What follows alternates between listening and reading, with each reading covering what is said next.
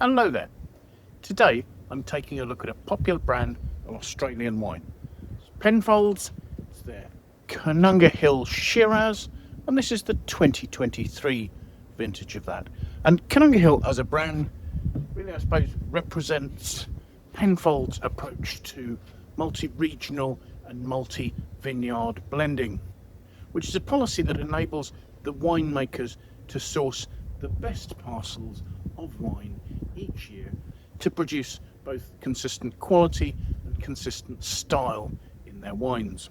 Penfolds say that their experience starts with the Koonunga Hill brand, so these are their entry-level wines. The brand is named after one of their famous Barossa Valley vineyards, and over the years the Koonunga Hill brand has established a worldwide reputation for value and quality. There's quite a typically Australian quote from one of their former chief winemakers, somebody called Don Ditter, who says that Koonunga Hill is always a reliable drop, but in top vintages you can expect something out of the ordinary. Don Ditter is very much a figure from Penfolds' history, and I'm quite interested to see whether I still think that what he says there is actually true about the Koonunga Hill that's being produced today. So yes, this is a multi-regional blend of wines sourced from across South Australia's premium wine producing regions. Now specifically, the Koonunga Hill Shiraz is described as being in a plumper style. They talk about it having more of a sort of red fruited nature with generosity of flavour. The wine is supposed to have supple tannins, but still to have excellent structure and length. The wine is ready for drinking now. Penfolds suggests that it should continue gaining in complexity for another couple of years and should be fine to drink out to 2030. Now just some quick background on Penfolds, a very well-established Australian company founded in 1844 by Christopher Rawson Penfold. I think it's fair to say that the company's immense history is of real significance to the Australian wine industry itself. Today the company is well known worldwide. They have over 3,000 hectares of vineyard in Australia and produce somewhere in the region of 2.5% of Australia's wine. The company was part of Southcore, which is now owned by Treasury Wine Estates, and is also making wine in the United States. Current strategy is to focus very much on luxury products. Now Koonunga, as I said, is a place name, and this is a small township about 20 kilometres north of Nuriootpa in the Barossa Valley. Here we're about 65 kilometres northeast of central Adelaide. Established in the 1840s, so at about the same time as Christopher Penfold was establishing his winery, somebody called Captain Charles Harvey Baggett established 800-hectare cattle station, where he also had some mining interests, and that he called Koonunga, and the region surrounding it took its name from that. The origins of the Koonunga Hill brand go back to 1976. The chief winemaker at Penfolds at that stage was, as I've mentioned already, Don Ditter. He had just taken over from Max Schubert, the legendary Penfolds winemaker, the creator of Grange, who'd retired in 1975. And the brand was initially a Shiraz and Cabernet Sauvignon blend. Now a Koonunga Hill Chardonnay was included in 1991, and the first vintage of a pure Shiraz was 2002. I believe they've also made Sauvignon Blanc, and there has been an anniversary edition of Koonunga Hill Shiraz Cabernet called the 76 Shiraz Cabernet. Now, Penfolds' current Koonunga Hill Vineyard is 14 hectares of vines, which experimentally they actually have in a covered cage, a fruit cage, almost like they are used in orchards to protect it from birds, etc. This produces Shiraz and Cabernet Sauvignon grapes, but those are primarily used for brands such as Grange, the Bin 707 Cabernet Sauvignon, St Henry, the RWT, and the Bin 789 Barossa Valley Shiraz. So I think it's quite rare that any of the fruit from the Koonunga Hill Vineyard makes its way into the Koonunga Hill brand. The 2023 vintage saw winter rainfall that was significantly above the average, and that actually gave a solid foundation for spring budburst. October and November were significantly wetter and cooler than is normal, and that affected flowering and yields. Summer, however, was much closer to long-term averages in terms of temperature and rainfall. The hottest day recorded came on the 27th of December, when temperatures just peaked above 40 degrees C, 40.3 degrees. Thus the growing season was slow and steady, and generally cracked about a week later than usual, culminating in a harvest that began well into March. And the assessment I'm given was that this was a very solid vintage for Shiraz. Now, Penfolds aren't particularly clear about fruit sourcing from year to year. They say that the fruit is sourced from premium South Australian regions, and they mention the Barossa Valley, the McLaren Vale, the Adelaide Hills and Pathway. Other sources also point to Clare, which seems quite likely, and Coonawarra, which is a slightly cooler area, so I'm not so sure about that. But there is no mention of some of the other regions that Penfolds frequently source from some of their other brands, such as Mount Barker or Rattenbury. And that slightly makes me suspect that actually it's the better known regions that are being named. In fact, the wine simply bears the designation Wine of Australia. It's not even marked as being South Australian. I very much doubt there's any fruit from outside South Australia, but it does seem a little strange that such an iconic South Australian brand wouldn't want to put that on its label. It's safe to assume that the fruit will have been machine harvested and will have been entirely destemmed prior to crushing and fermentation. Fruit will have been picked at what they call optimum maturity, so we can assume quite high ripeness. Certainly the wine's 14.5% alcohol marked on the label supports that idea. Now, Penfolds ferments and presses Koonunga Hill primarily at their major South Australian production hubs, so probably most of this is produced at Nuriootpa in the Barossa Valley. And the lots here are processed on quite a large scale. We're talking about wines being pressed with bladder presses that will have capacities of between 10 and 20 tonnes, fermenting tanks of 10,000 to 50,000 litres, possibly even larger.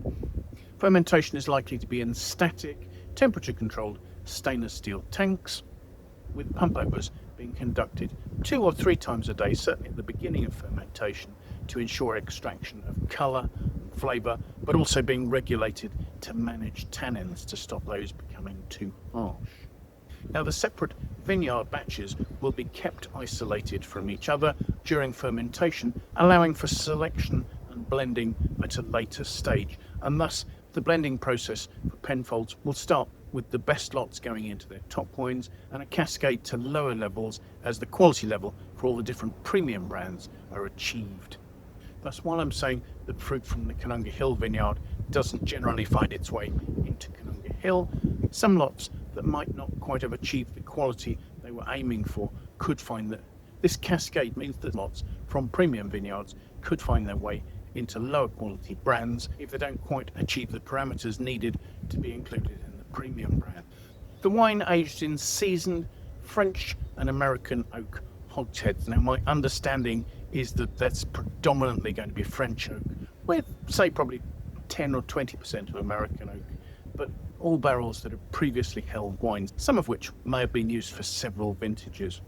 As I say, these are hogsheads, so 300-litre barrels, slightly larger than a barrique, and the function of this aging is to soften the wine's texture through the sort of slow introduction of oxidation that will enter through the staves of the barrel. And this will bring some delicate baking spice notes of oak, but it's not imparting heavy, woody tannins. Another thing I would note is that the bottle says that this is a wine produced with the aid of egg and milk products. So if you're a vegan, this might be a wine you choose to avoid. These are processing aids used just to soften the tannins. They're added to a wine, they'll react with the tannins, and they drop out with the tannin. So in general, these products won't remain in the wine, but they've still been used as processing aids, and there's a possibility there might be traces of them in there. So let's take a look at the wine, shall we? The wine has a rich red-purple colour. It's quite deep and dark. I can just about see through it, but it's sort of verging on the opaque. I said it was 14.5% alcohol. Swirling it, it's clinging very noticeably to the inside of the glass, coating it there, and very slowly forming some notable tears on the edge of the glass. So let's see what we make of the aroma, shall we?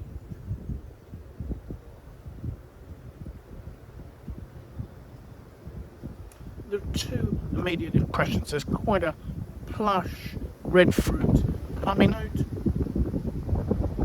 and there are inviting notes of spice and eucalypt.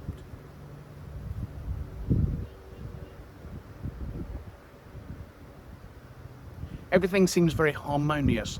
The rich fruit with its eucalypt character and the spices are all beautifully married there.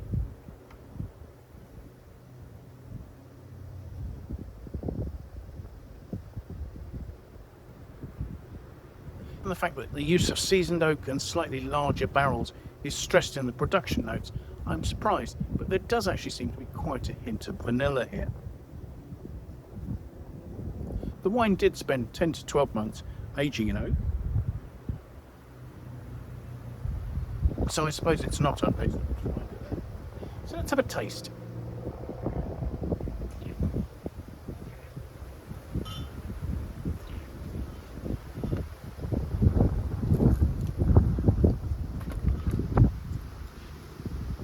Smoothness and a roundness to some bright tannins that fill the front of the mouth.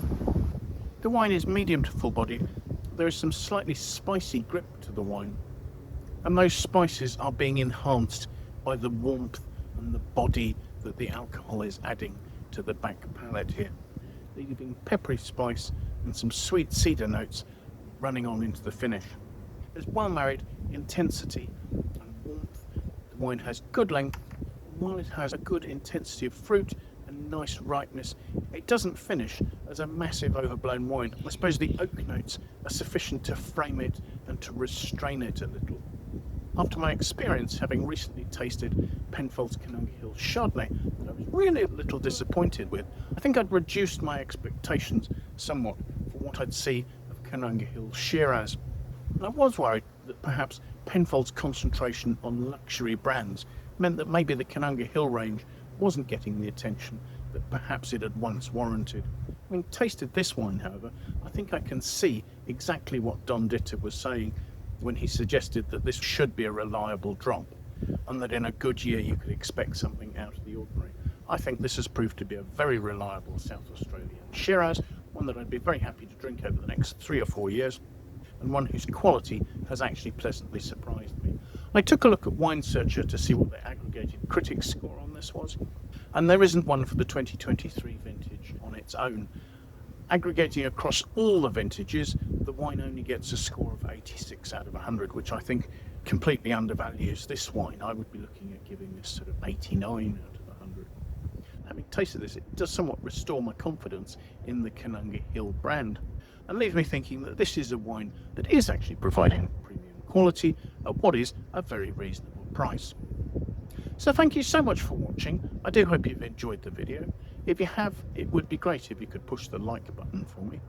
If you are watching these videos and enjoying them, it would be fantastic if you'd consider signing up and subscribing to my YouTube channel. And that way you can also set yourself an alert and be sure to be reminded every time I publish a new tasting. If you have any friends you think might like to watch, please feel free to pass it on to them. I really appreciate your support in that way. Now, I will leave a link to the Wine Searcher webpage for this vintage of this wine in the notes below, and that way you can follow that and you can see where the wine is available near you and at what price it's being sold. So thank you once again for joining me, and I do hope that maybe you'll manage to make some time and come and join me for another tasting sometime in the near future. Till then, bye for now.